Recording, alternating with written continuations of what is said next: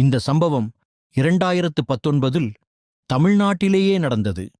சென்னை அருகே இருக்கிற ஒரு பழைய வாடகை வீடு. ரவி ஐடி வேலை.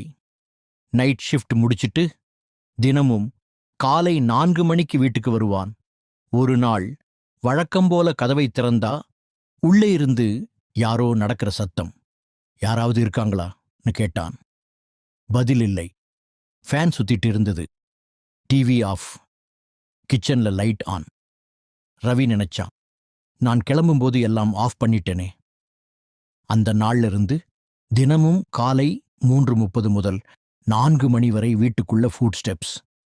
ஒரு நாள் தைரியமா ஹால்ல சிசிடிவி கேமரா வச்சான். அடுத்த நாள் ஃபுட்ஜே பார்த்தா அதிர்ச்சி. ரவி 4:10க்கு கதவை திறக்கிறான்.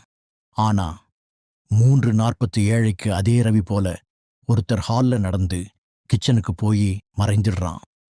Face exact Ravi, dress exact same. Ravi shock.